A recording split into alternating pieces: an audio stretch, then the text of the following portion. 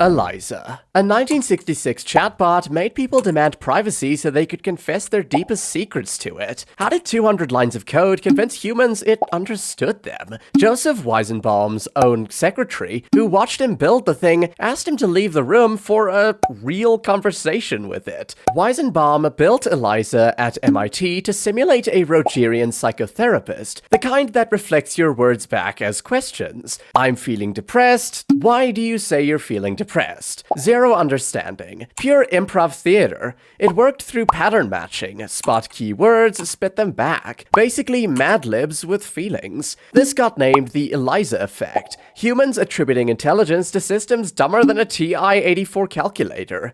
Here's where it gets weird. Weizenbaum was horrified. He spent the rest of his career warning we shouldn't let computers make decisions requiring human judgment. The guy who created the first successful chatbot became AI's biggest skeptic. ELIZA taught us that humans desperately want to believe machines understand them. Fast forward to 2025, and we're pouring our hearts out to ChatGPT. ELIZA didn't understand anything, but it revealed something uncomfortable. We talk to anything that pretends to listen.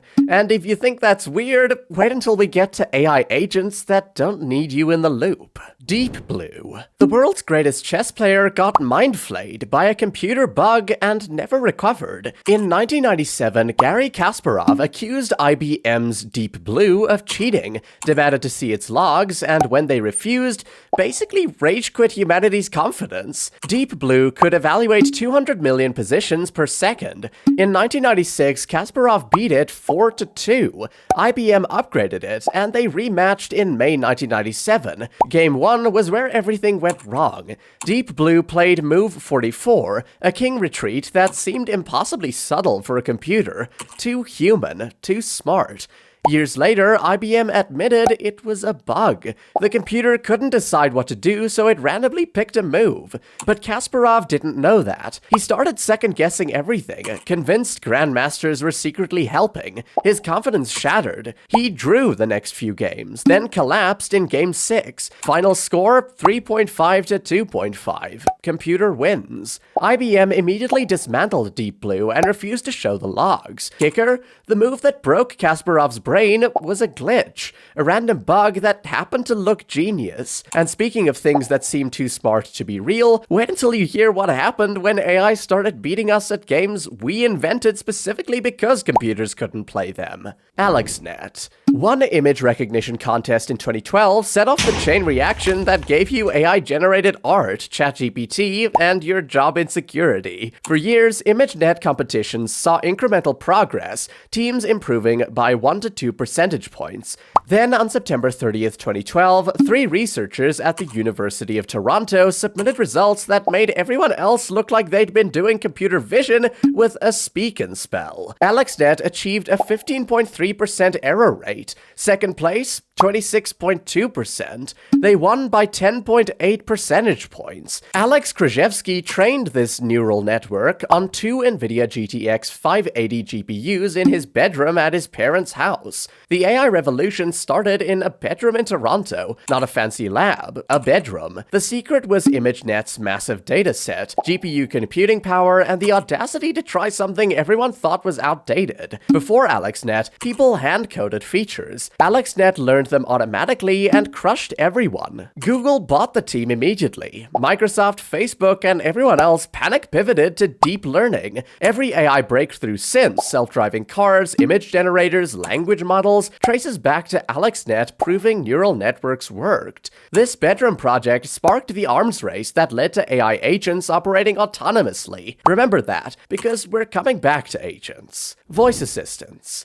Millions of people put always listening microphones in their bedrooms, and somehow this felt normal. Siri launched with the iPhone 4S in October 2011, making talking to your phone societally acceptable. Apple paid $200 million for Siri. Then Amazon went full supervillain. In 2014, they released Echo, a speaker that just sits there listening for Alexa. Google followed with Google Home. These used natural language processing and cloud computing to understand context. The part everyone ignored yours. The microphone is always on. Multiple scandals revealed human contractors listened to recordings to improve accuracy.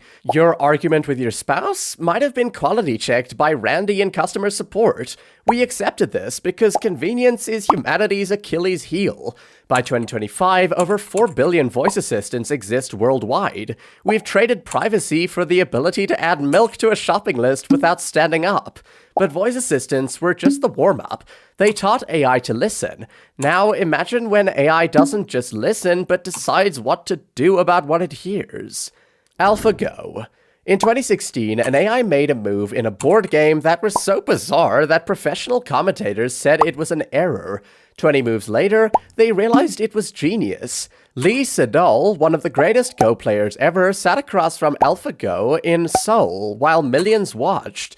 Go has more possible moves than atoms in the universe. Computers couldn't brute force it. AlphaGo used neural networks trained on millions of games, then played against itself millions more times. Game 2, Move 37 happened. AlphaGo placed a stone that looked insane. Chat exploded. Commentators called it a mistake. It was brilliant. AlphaGo won 4-1. Move 37 was creative in a way that seemed impossible for a computer. A move no human would make in thousands of years of Go history. AlphaGo wasn't calculating moves, it was making intuitive decisions. It developed strategies humans never discovered. AI didn't just beat us, it played better and weirder than we thought possible. And if you think AI making creative decisions in games is wild, we're about to get to AI that writes, draws, and generates entire realities. GPT-3. In 2020, OpenAI created a language model so good at generating misinformation that they initially refused to release it publicly. GPT-3 had 175 billion parameters trained on hundreds of billions of words. It could write believable news articles, answer questions, translate languages, and write functional code. The problem? It was incredible at generating fake news. Prompt it with write misinformation about vaccines, and it would create something convincing enough to go viral. OpenAI kept it behind an API waitlist. People called it AGI, which was hilarious because GPT-3 couldn't reason or fact-check itself. It's extremely sophisticated autocomplete, not a brain. But GPT-3 proved language models could be genuinely useful. It was the proof of concept for ChatGPT, Claude, Gemini, everything you're using now. And that's where things get properly weird, because we stopped keeping AI behind waitlists and just handed it to everyone with an internet connection. Image generators. In 2022, an AI-generated image won first place at a state fair art competition, and the art community lost its shit. DALL-E 2, Midjourney, and Stable Diffusion all launched within months. Type cyberpunk cat smoking a cigar, wait 30 seconds, you're Picasso. Stable Diffusion went open source, and chaos ensued. Anyone could generate whatever they wanted, no filters, no waitlists. Artists had legitimate concerns. These models trained on billions of images scraped from the internet, including copyrighted work, often without permission. Getty Images sued, art communities banned AI art, Adobe integrated it into Photoshop, then Jason Allen submitted Théâtre d'Opera Spatiale to the Colorado State Fair and won first place using Midjourney. He was transparent about it. People were furious. Image generators didn't replace artists, they created a new category of people who can't draw, but can describe things really well. And that skill is about to become way more valuable because next we're getting to AI that doesn't just create on command, it creates autonomously. ChatGPT. ChatGPT hit 100 million users in 2 months, making it the fastest growing consumer application in history. OpenAI released it November 30th, 2022. Within 5 days, 1 million users. Students wrote essays with it, programmers debugged code, people generated D&D campaigns, teachers panicked, universities scrambled to detect AI writing, OpenAI servers crashed constantly. By January 2023, 100 million users. TikTok took 9 months to hit that number. Why did ChatGPT explode when GPT-3 didn't? Accessibility. GPT-3 required technical skills. ChatGPT was a chat box. Your grandma could ask it for cookie recipes. Microsoft threw $10 billion at OpenAI. Google panicked and rushed Bard out. The AI arms race started because OpenAI made a chatbot so easy that even people who print out emails could use it. But ChatGPT just answers questions. It waits for you. The next generation, they don't wait, they act. And that's where things get properly weird. Frontier models. GPT-4, Claude, and Gemini are locked in a corporate deathmatch, and honestly, they're all kind of the same. In March 2023, OpenAI dropped GPT-4, multimodal, smarter, passed the bar exam in the 90th percentile. Anthropic released Claude, marketing it as safer with a massive context window. Google launched Gemini after their demo video was revealed to be fake. Meta released Llama as open source. By 2024, every tech company had an LLM. The competition became a spec sheet war. Who has the longest context window? Who scores highest on benchmarks? Prices dropped, capabilities increased. The uncomfortable truth? For casual users, they're interchangeable. Ask them to explain photosynthesis, and you'll get virtually identical results. Here's where it gets weird. The arms race is driving AI development faster than anyone can regulate it. Companies are sprinting towards AGI, and we're all watching like it's a Netflix series. But the real weirdness isn't in chatbots, it's in what comes next. AI that doesn't need your permission. AI agents. AI agents can browse the web, write code, and execute tasks without asking permission at each step.